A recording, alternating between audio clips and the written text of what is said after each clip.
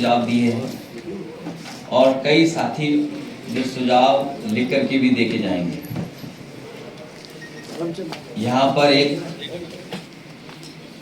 PDS संकल्प भी लिया गया है, वो मैं अध्यक्ष जी से कहूँगा कि हमारी कुछ बिंदु खत्म हो जाए, उसके बाद अध्यक्ष जी पीडीएस संकल्प जो हम लोगों ने दिलाया है अपनी यूथ ब्रिगेड के साथियों को, ये गाँवों जा कर के, गली मोहल्लों में जा कर के, जहाँ भी पीडीए पंचायत करें या जहाँ भी कार्यक्रम हो, कोशिश कर करके पीडीएस संकल्प भी उन साथियों को दिलाएं, जिससे कि आने वाले समय में जो भारतीय जनता पार्टी की सरकार है लगातार प्रोपेगेंडा पे काम कर रही है, इसलिए हमें जहाँ पीडीएस संकल्प दिलाना है वहीं ये भी याद रखना है कि हमारे मुद्दे आज भी बेरोजगारी के हैं। जिस तरीके से नौकरियां घट रही हैं, नौकरियों के अवसर खत्म हो रहे हैं, योग्यता के अनुसार काम नहीं मिल रहा है, सम्मानजनक रोजगार नहीं दे पा रही सरकार, जिन पे डिग्रियां हैं, जिन पे अच्छे प्रोफेशनल कोर्सेज की डिग्रियां हैं, उन्हें डिलीवरी बॉय बना दिया है, तो सम्मानजनक नौकरी भी नहीं दे पा रहे। जहां संविधान को समय समय पर सरकार के लोग मिलकर के संविधान के अधिकार नहीं दे रहे हैं, वहीं आरक्षण की पे भी खिलवाड़ हो रही है। नौकरियां नहीं देने का मकसद है सीधा सीधा आरक्षण न देना। शिक्षा में राजनीतिक हस्तक्षेप बहुत बढ़ा दिया है इन्होंने, जो अपॉइंटमेंट्स हैं उसमें राजनीतिक हस्तक्षेप बढ़ा।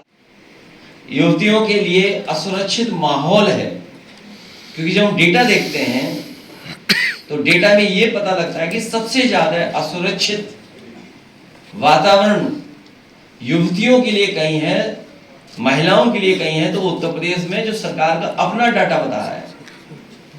इधर फीस महंगी तो हो ही रही है, फीस लगातार बढ़ती चली जा रही है, और जो प्रोफेशनल कोर्सेज हैं उन पे हमारे जो ग्रामीण क्षेत्र के बच्चे हैं, गरीब बच्चे, वो पढ़ भी नहीं पा रहे हैं, क्योंकि नौकरी रोजगार कई बार प्रोफेशनल कोर्सेज के माध्यम से भी मिल रहा है।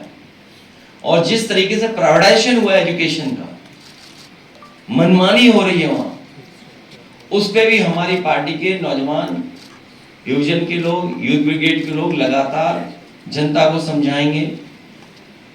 इधर ऑनलाइन सब कुछ अवेलेबल है, लेकिन गरीब के लिए ऑनलाइन अभी भी थोड़ी बहुत परेशानी की बात है, क्योंकि जिस तरह के उनके पास इंतजाम होने चाहिए, गरीब के पास वो सुविधा नहीं है जो अमीर के पास है।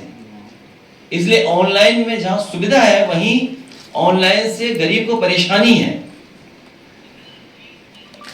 मुद्रा योजना का भी हम लोगों ने बताया कि 33 लाख करोड़ रुपया बांटा गया, और ये कहा गया कि 33 लाख करोड़ रुपए बंटने के बाद इस्तेमाल कर रही है, और सरकार को एडवाइजरी भी जारी करनी पड़ गई कुछ चैनलों के लिए, कुछ सोशल मीडिया प्लेटफॉर्म के लिए, क्योंकि वो इतना खास बन रहे थे कि उनके लिए ही एडवाइजरी जारी करनी पड़ी।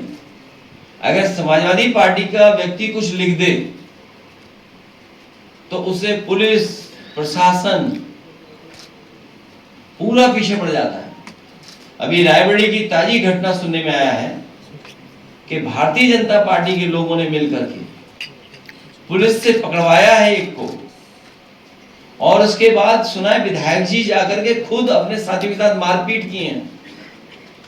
तो जो इंस्टीट्यूशंस हैं, जितनी इंस्टीट्यूशंस स्ट्रांग होंगी, जितनी इंस्टीट्यूशंस निष्पक्ष काम करेंगी, उतना ही हमें न्याय मिलेगा। लेकिन छोटी बड़ी जितनी भी इंस्टीट्यूशंस हैं, जहां पे गरीब की मदद होनी चाहिए, गरीब को न्याय मिलना चाहिए, या हम अपनी तकलीफ परेशानी में उन इंस्टीट्यूशंस में जाएं, तो वो भी हमें भेदभाव की तरह देख रहे हैं। और भेदभाव इसलिए है क्योंकि हमने डेटा निकालना शुरू कर दिया था। अभी कुछ दिनों में उस जिले का भी डेटा हम लोग जारी करेंगे, और सूचना ये देते हैं कि अधिकारी लोगों की कुछ कमजोरियां हैं, जिसके कारण बीजेपी के लोग उनसे मनमानी करवा रहे हैं। कमजोरियां हैं कि भ्रष्टाचार किया है। वैसे तो सरकार हर व्यक्ति को पाताल से भी खोज लाती है,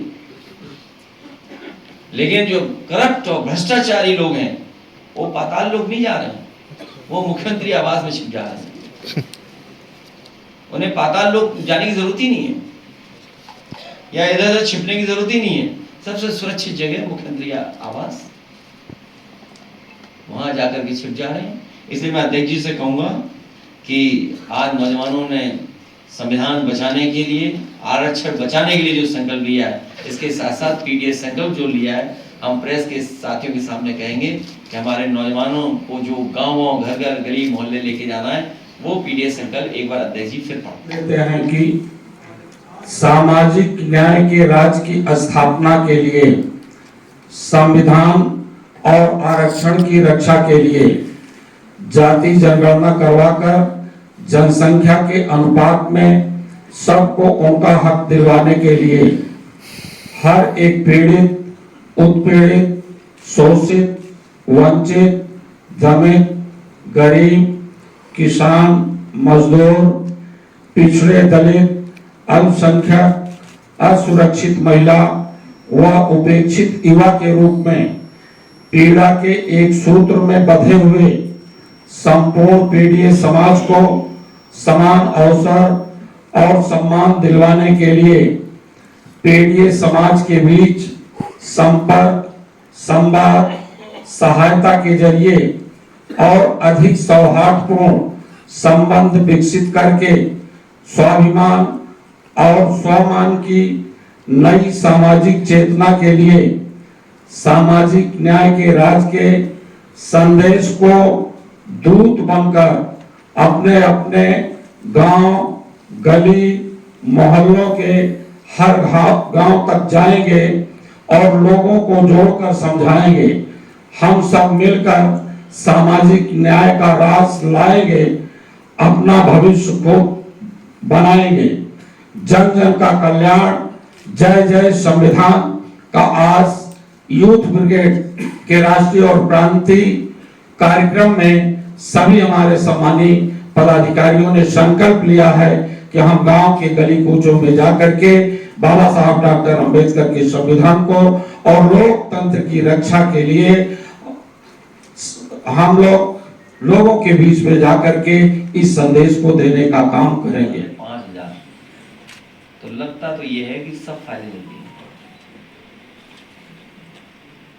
भ्रष्टाचार और आरक्षण से जो खिलवाड़ हुई है, जो धांधली की है, उसकी वजह से ये आग लगी। कोई जांच होनी चाहिए इसकी। जांच से ही आशंका दूर होगी। जांच हो तभी आशंका दूर हो पाएगी। अखिलेश जी, महात्मा ज्योतिबा फूले की बायोपिक बनी फूले नाम से, लेकिन भी मुनाफा जाने कितना बताते हैं। और किसी पे पाबंदी नहीं लगनी चाहिए, किसी पे भी पाबंदी नहीं लगनी चाहिए। इसीलिए हम लोग पीडीएस संकल्प के माध्यम से सामाजिक न्याय के राज की स्थापना हो, उस संकल्प को लगातार हम लोग दोहराते रहे। इसीलिए मैंने कहा, आपसे मैंने कहा कि इंस्टीट्यूशन जितनी मजबूत होगी उतना अच्छा न्याय मिलेगा। ये भारतीय जनता पार्टी के लिए इंस्टीट्यूशंस में भी दबाव बना रहे हैं, और सुनने में ये आया है कि कई अधिकारियों की कमजोरियां पकड़ ली हैं, उनसे अन्याय करा रहे हैं। आज ही एक अखबार में मैंने पढ़ा कि देखिए कितना अच्छा ईमान है कि अपने नाम पर एक भी फ्लैट नहीं कराया और फ्लैट अपने ही बेनामी करा लिए। कितने? 70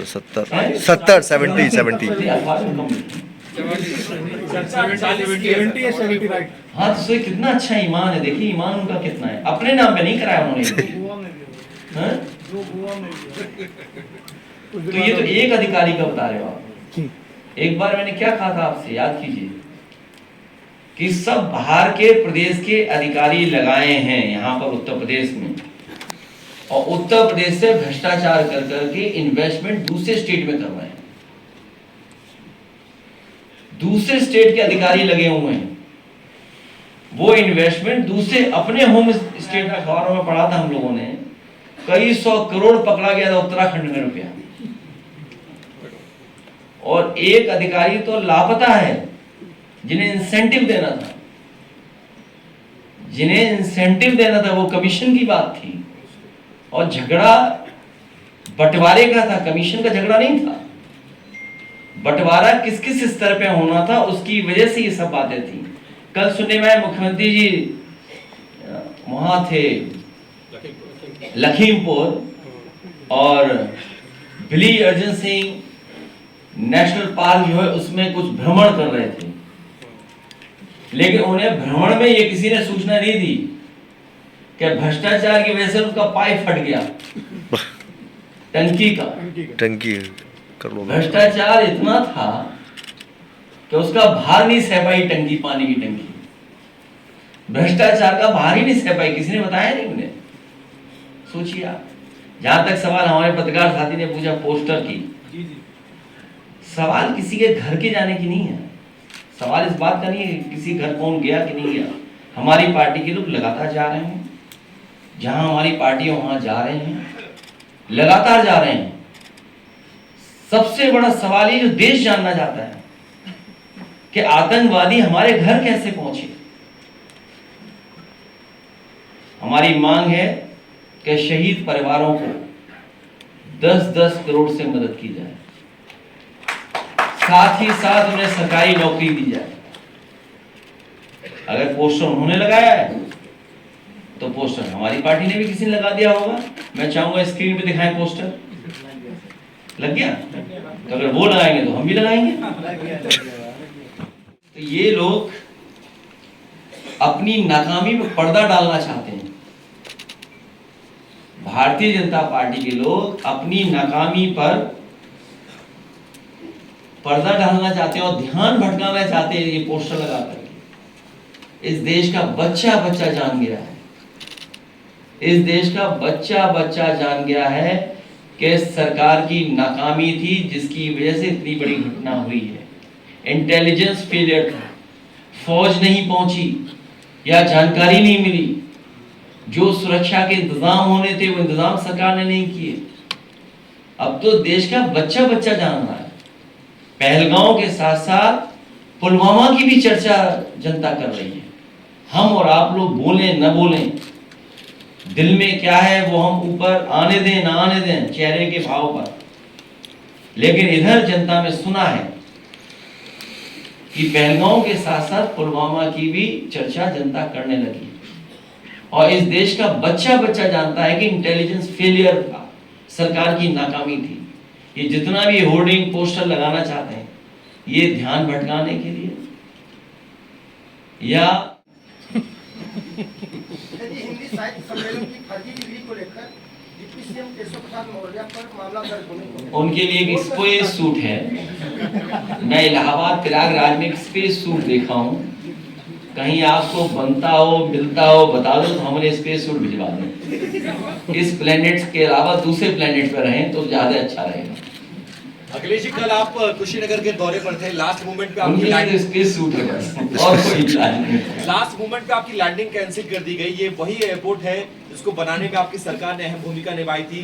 इसके जैसे तमाम प्रतिष्ठान है जिसमें आपने भूमिका निभाई है, वहां पर आप ये सरकार कह रही थी कि विजिबिलिटी नहीं है वहां पे। क्या छुपाना चाह रहे हैं? अगर आप लैंड हो जाते तो क्या हो जाता? वो मैं साबुन से नहा के नहीं गया, इसलिए कुशीनगर नहीं उतरने दिया। अगर मैं शैम्पू से नहा के जाता, साबुन लगा के जाता, तो मुझे कुशीनगर एयरपोर्ट पे उतरने देते।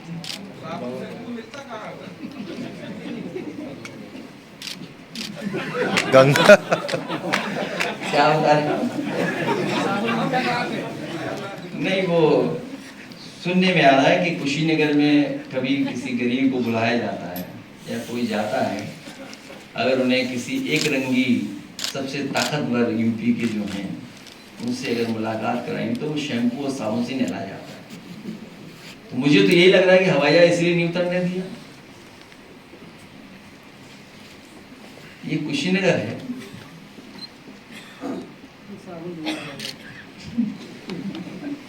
क्या ये सच है वहां कि साबुन और शैम्पू से नहाओगे तभी मिल सकती हो किसी से? प्रोटोकॉल बना रखा है। मैं आपका धन्यवाद देता हूं और पीडीएस अंकल को